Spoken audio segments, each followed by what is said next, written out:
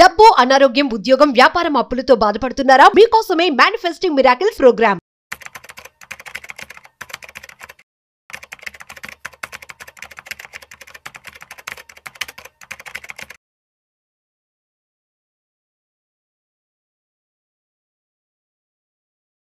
Hello నమస్తే, welcome to Suman TV. ప్రస్తుతం మనతో సీఏ దుర్గాంజలి గారు ఉన్నారు. వీరితో ఈరోజు మాట్లాడి మనం ట్యాక్సేషన్ అంటే బడ్జెట్ మనకి రిలీజ్ అయిన తర్వాత ఎలాంటి చేంజెస్ జరిగాయి అవన్నీ కూడా తెలుసుకుందాం.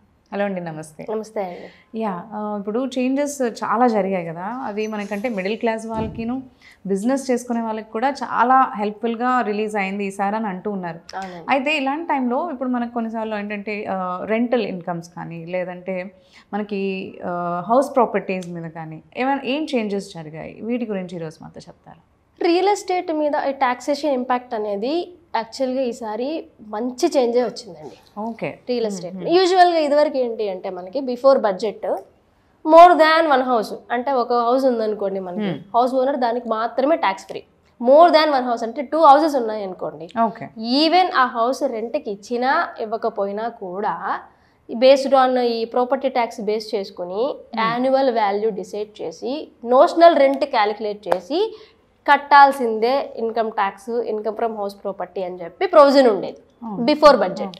కానీ ఆఫ్టర్ బడ్జెట్ మీరు 2 houses వరకు ట్యాక్స్ ఫ్రీ తీసుకోవచ్చు, ట్యాక్స్ ఎగ్జెంప్షన్ తీసుకోవచ్చు అని చెప్పేసి వచ్చింది అనమాట. అది కూడా సెల్ఫ్ ఆక్యుపైడ్ పీపుల్కి మాత్రమే. సెల్ఫ్ ఆక్యుపైడ్ అంటే రెంట్కి ఇవ్వకపోతే కనుక, ఫర్ ఎగ్జాంపుల్ మీకు 2 houses ఉన్నాయి, ఒక హౌస్ మీకు ఉంటున్నారు, ఇంకో హౌస్ ఉండట్లేదు, ఖాళీగా ఉంచారు, రెంట్కి ఇవ్వలేదు. రెంట్కి ఇస్తే ఖచ్చితంగా మళ్ళీ ట్యాక్స్ కట్టాలి. రెంట్కి ఇవ్వలేదు, అలా ఖాళీగా ఉంది, ఏ బిజినెస్ పర్పస్కో ఏ ప్రొఫెషన్ పర్పస్కో మీకు అటు ఇటు వెళ్తూ ఉన్నారు, 2 మీరే ఉంటున్నారు, మీ పేరెంట్స్ ఉంటున్నారు, లేకపోతే అలా అనుకోండి ఫర్ ఎగ్జాంపుల్. ఈ రోజుల్లో కామన్ కదా నౌ డేస్. సో దట్ అందుకు ప్రాక్టికల్గా ఆలోచించి ఈ నోషనల్ రెంట్ ఎలా 2వ హౌస్ మీద పెట్టడం కరెక్ట్ కాదు అని చెప్పి అది రిమూవ్ చేసి ఇప్పుడు ఈ 2 houses ట్యాక్స్ ఫ్రీ అనమాట. ఈ 2 houses మీరు ఎటువంటి ట్యాక్స్ కట్టాల్సిన లేదు.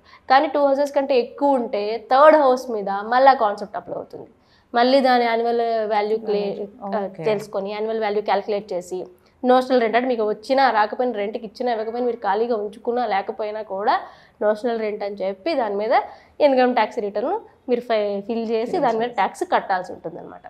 ఏంటి ఇప్పుడు రిలీఫ్ ఏంటి అంటే అట్లీస్ట్ 2 houses వరకు ఇచ్చారు రియల్ ఎస్టేట్. అది బూస్టే. ఎందుకంటే కొంతమంది ఏం చేస్తారు, యూజువల్గా ల్యాండ్ లార్డ్స్ ఇలాంటి ఇబ్బందులు ఉంటున్నాయి అని చెప్పి నోషనల్ రెంట్ ఇవన్నీ ఎవరు క్యాల్కులేట్ చేస్తారని ప్రాపర్టీ చూపించట్లేదు ఇన్కమ్ ట్యాక్స్ రిటర్న్లో. అసలు మాకేం లేదు, ఒక హౌసే ఉందని చెప్పి చూపించుకుంటున్నారు. దానివల్ల ఏంటి ప్రాక్టికల్ ఇబ్బందులు కొంతమందికి. రేపొద్దున ఏ బ్యాంక్ అసిస్టెన్స్ బ్యాంక్ లోన్ తీసుకోవాలంటే ప్రాపర్టీ చూపించడానికి లేదు, చూపిస్తేనేమో ట్యాక్స్ కట్టాలి, ప్రాక్టికల్ ఇష్యూస్ అలాంటి వల్ల. కొంతమంది ఏం చేస్తారు, మాకు అసలు రెంటల్ ఇన్కమే లేదు అని చెప్పి వాళ్ళు క్యాష్ తీసుకుంటూ ఉంటారు. క్యాష్ అసలు తీసుకోకూడదు, యూజువల్లీ క్యాష్ తీసుకోకూడదు. కానీ వాళ్ళు ఏం చేస్తారు, క్యాష్ అయితే కనిపించదు కదా బ్యాంక్ అకౌంట్లో ఎక్కడ, లేకపోతే మళ్ళీ బ్యాంక్ అకౌంట్లో వేసి దాని మీద నోటీసులు వచ్చి ట్యాక్స్ కట్టలేదని ఇవన్నీ ఇబ్బందులు ఎందుకని చెప్పి టెనెంట్స్ దగ్గర నుంచి క్యాష్లు తీసుకుని అవాయిడ్ చేస్తూ ఉంటారు అనమాట. ఎందుకు ఎలాగో అవాయిడ్ చేస్తున్నారు కదా అని చెప్పి మన వాళ్ళు పర్లేదు 2 houses వరకు మీరు రిలీఫ్ తీసుకోండి, 3rd house ఉంటే మాత్రం కట్టండి, ఆ నోషనల్ ఇన్కమ్ క్యాల్కులేట్ చేసుకుని అని చెప్పి ఇచ్చారు. ఇది కూడా మంచి చేంజ్, ల్యాండ్ ఓనర్స్కి అందరికీ మంచి చేంజ్ అనమాట. అండ్ ఆల్సో టీడీఎస్ కూడా నేను ఇందాక వీడియో చెప్పినప్పుడు రియల్ ఎస్టేట్ అంటే టీడీఎస్ ఆన్ రెంట్ కూడా మనకు వస్తుంది కాబట్టి దాన్ని కూడా మంచిగా 6 lakhs ఇంక్రీజ్ చేశారు లిమిట్. అంటే రెంట్ పే చేసేవాళ్ళు 50,000 ఆర్ మోర్ ఉంటేనే వాళ్ళు టీడీఎస్ డిడక్ట్ చేయాలి. అది కూడా వీళ్ళు ఆడిట్ పర్వ్యూలో ఉంటేనే. ఆడిట్ కేసు అని ఒక కండిషన్ ఉండాలండి. కానీ ఆడిట్ ఉన్నా లేకపోయినా కూడా 50,000 అంతకు మించి కట్టాలి అనే ఇంకొక సెక్షన్ ఉంది, 194IB అని చెప్పి ఇంకో సెక్షన్ ఉంది. యూజువల్గా 194I సెక్షన్ ఏం చెప్తుందంటే పర్ మంత్ 50,000 దాటితే, న్యూ బడ్జెట్ ప్రకారం 50,000 దాటితే టీడీఎస్ డిడక్ట్ చేయమని చెప్తుంది. కానీ 194IB ఏం చెప్తుంది ఏంటంటే అంతకు ముందు ఉన్న ప్రొవిజన్ అనమాట, మీరు 50,000 దాటింది అంటే మొత్తం అంత అక్కర్లేదు, అన్ని మంత్స్ అక్కర్లేదు, లాస్ట్ మంత్ మార్చ్ మంత్లో మాత్రం టీడీఎస్ డిడక్ట్ చేయమని చెప్పి 194IB చెప్తుంది అనమాట ఇప్పుడు. సో ఇదేంటి 194IB ఆడిట్లో లేని వాళ్ళకి, అంటే నాకు ఆడిట్ లేవు, నాకేం ఆడిట్, నాకు అంత ఎక్కువ ఇన్కమ్ లేదు, నార్మల్ ఇన్కమ్స్ ఉన్నాయి, కానీ 50,000 నేను రెంట్ పే చేస్తున్నాను, సో టీడీఎస్ అనేది డిడక్ట్ చేయాలి ఓన్లీ మార్చ్ మంత్లో. సో ఇలా ఈ 2 సెక్షన్స్ అనేది ఉంది. కానీ బూస్టింగ్ ఏంటి అంటే 194I సెక్షన్ అనమాట, 6 lakhs ఇంక్రీజ్ చేయడం అనేది. సో అలాగా ఈ నోషనల్ ఇన్కమ్ కానీ ఈ నోషనల్ రెంట్ కానీ ఇవన్నీ అమెండ్ చేయడం వలన డెఫినెట్గా హౌస్ ఓనర్స్కి మంచి బెనిఫిట్ ఉందని చెప్పాలి. ఇలా ఇది హౌస్ ప్రాపర్టీస్ ఉంది. అండ్ ఇంకొకటి స్టార్టప్స్ కి మంచి బెనిఫిట్ ఇచ్చారు ఏంటి బిజినెస్ స్టార్టప్స్ అనమాట. అంటే 100 crores టర్న్ ఓవర్ దాటని కంపెనీస్ అన్ని కూడా స్టార్టప్ కింద ట్రీట్ అనమాట.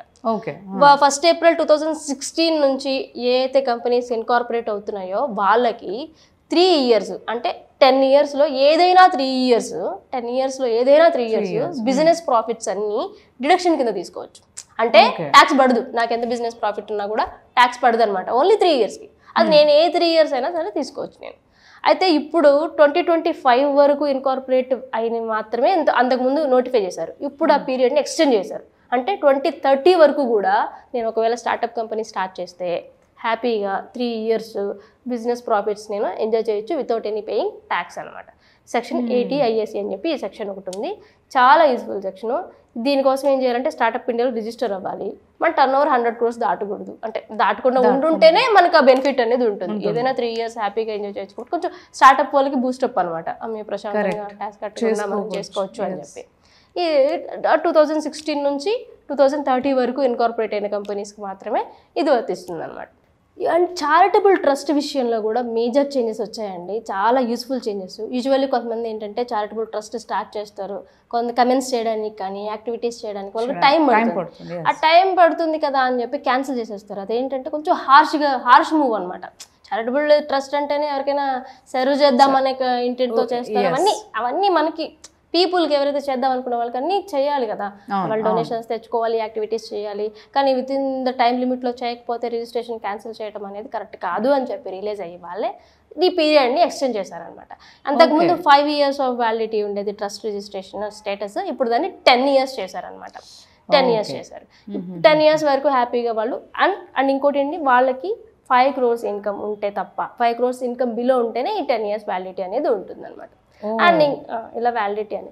సో చారిటబుల్ ట్రస్ట్ ఎవరైతే రన్ చేసుకుంటున్నారో వాళ్ళు ఇన్ కేస్ వాళ్ళది రిజిస్ట్రేషన్ అనేది ఎక్స్పైర్ అయిపోతుంది, వ్యాలిడిటీ తగ్గిపోతుంది అనుకున్నప్పుడు కంగారు పడాల్సిన అవసరం లేదు. నెక్స్ట్ ఇయర్ నుంచి ఈ అమెండ్మెంట్ 1st April 2025 నుంచి స్టార్ట్ అవుతుంది. సో ఈ బిలో కనుక ఒకవేళ వాళ్ళు 5 years అయిపోతుంది 5 years అనుకుంటే ఈ టైం పీరియడ్లో రిజిస్ట్రేషన్ అనేది రెన్యూవల్ చేసేసుకోవడం బెటర్. కానీ ఆఫ్టర్ 1st April 2025 తర్వాత ఎవరైతే చేస్తున్నారో వాళ్ళకి 10 years వ్యాలిడిటీ ఉంటుంది, ఇబ్బంది ఏమీ ఉండదు. చారిటబుల్ ట్రస్ట్ కి సంబంధించి ఇది బిగ్గెస్ట్. ఇందాక మీరు అన్నట్టు అంటే స్టార్టప్స్ కి ఒక ఇయర్ చెప్పారు కదా మీరు, అంటే మనకి ఓన్లీ ఈ ఇయర్ లో స్టార్ట్ చేసిన వాళ్ళకి అని చెప్పి, దీనికి కూడా అలా ఏం లేదండి. ఏ ఇయర్ స్టార్ట్ చేసిన వాళ్ళైనా సరే వాళ్ళకి రిజిస్ట్రేషన్ వ్యాలిడిటీ అనేది ఉంటుందన్నమాట. ఎప్పటికప్పుడు రెన్యూవల్ చేయించుకుంటూ ఉండాలి చారిటబుల్ ట్రస్ట్లు. కంపెనీ లాగా కాదనమాట. కంపెనీస్ ఏంటంటే యాన్యువల్ ఫైలింగ్స్ చేసుకుంటే సరిపోతుంది, ప్రతి ఇయర్ దాన్ని ఇన్కార్పొరేట్ చేసుకోవాల్సిన అవసరం లేదు. ట్రస్ట్లు అలా కదా, మనకి ఎప్పటికప్పుడు పర్టికులర్ పీరియడ్ తర్వాత రెన్యువల్ చేసుకోవాల్సి ఉంటుంది ఆ స్టేటస్. ఎందుకంటే రన్ అవుతున్నాయో లేదు తెలియదు కదా. ట్రస్ట్లు అనేది సెన్సిటివ్ విషయం. ట్రస్ట్ అనేది ఇది పబ్లిక్ ఫండ్స్ ఉండొచ్చు, పబ్లిక్ గురించి సర్వ్ చేసేది ఉండొచ్చు. సో ఆ యాక్టివిటీస్ గవర్నమెంట్ అనేది వాటిని ప్రాపర్గా మానిటర్ చేస్తుంది అనమాట ట్రస్టుల్ని. అవును వీళ్ళు నిజంగా యాక్టివిటీస్ చేస్తున్నారా, ఫండ్ ఎంత కలెక్ట్ చేస్తున్నారు, వీళ్ళకి యాక్టివిటీస్ చేసేటప్పుడు వాళ్ళకి ఇన్కమ్ ఎంత వస్తుంది, ఇవన్నీ కూడా వాళ్ళు చెక్ చేసుకొని అది ట్రస్ట్ రెన్యూవల్ చేయాలా వద్దా అనేది డిసైడ్ అవుతారు. సో ఈ కేసెస్లో ఏంటి అంటే ఇప్పుడు 10 years వరకు దాన్ని ఇంక్రీజ్ చేసి 10 years ఒకసారి రిజిస్ట్రేషన్ చేసుకుంటే 10 years వ్యాలిడిటీ ఉంటుంది, దాని తర్వాత మళ్ళీ రెన్యూవల్ చేసుకోవాలన్నమాట. అలా. Thank you. డబ్బు, అనారోగ్యం, ఉద్యోగం, వ్యాపారం అప్పులతో బాధపడుతున్నారా? మీకోసమే మేనిఫెస్టింగ్ మిరాకిల్స్ ప్రోగ్రామ్.